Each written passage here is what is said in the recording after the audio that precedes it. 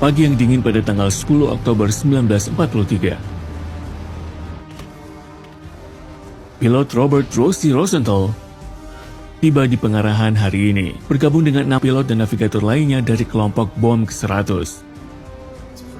Di antara mereka ada kopilotnya, Winfred Pepe Lewis, dan navigatornya Ronald Bailey. Baiklah, mari kita selesaikan ini. Cahaya, target Anda hari ini adalah monster. Selama ini target kami adalah pabrik. Tapi tidak kali ini. Hari ini titik bidiknya adalah katedral kota tua. Gumaman dan wajah-wajah terkejut menyebar ke seluruh ruang pertemuan. Lewis dan Bailey berbagi tatapan kaget. Ya! Di depan, pemimpin kelompok bom ke-100, Mayor John Egan, menyambut gembira berita tersebut. Banyak dari mereka termasuk Egan telah kehilangan teman dekat dalam misi-misi sebelumnya. Rasa sakit karena kehilangan mereka berarti bahwa beberapa pria menganggap misi semacam itu sebagai balas dendam yang sah. Tekanan bahan bakar, tekanan oli, terlihat bagus.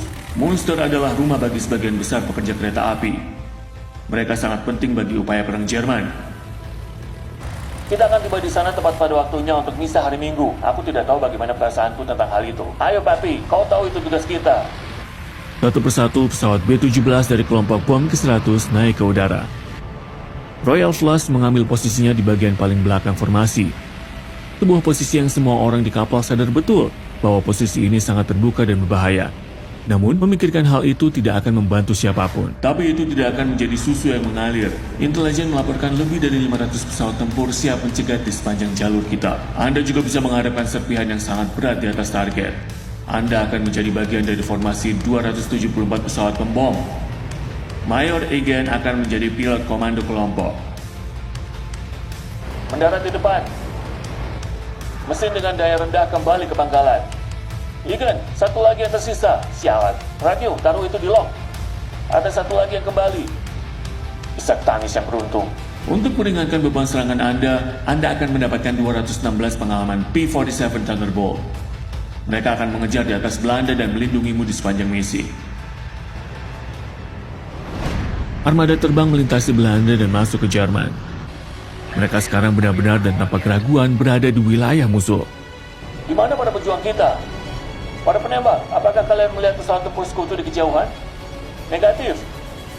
Tidak ada apa-apa di enam kami. Tidak ada. Pinggang kiri bersih. Mereka tidak datang kan?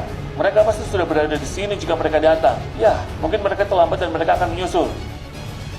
Tapi tanpa sepengetahuan para kru, mereka tidak hanya terlambat, tidak ada pesawat tempur. Cuaca di pangkalan mereka tidak memungkinkan untuk lepas landas, dan ketidakhadiran mereka membuat para pengebom semakin rentan. Tapi ada pengawalan atau tidak, mereka tidak punya pilihan selain terus maju.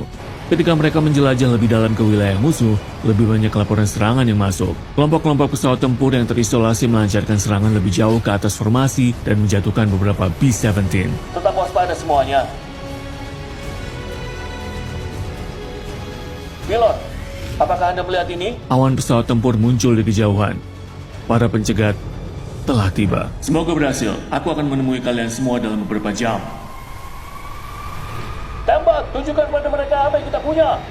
Dalam sekejap, segerombolan Mi-109 dan FW-190 membelah formasi. Senjata-senjata dari benteng menjadi hidup, mengisi udara dengan pelacak saat pesawat tempur Jerman menembakkan senjata 20 mm mereka yang mematikan. Mereka datang ke arahmu, Stanley. Beberapa saat kemudian, Mi-110 muncul dari belakang. Bandit arah jam 6 rendah. Menyapu dan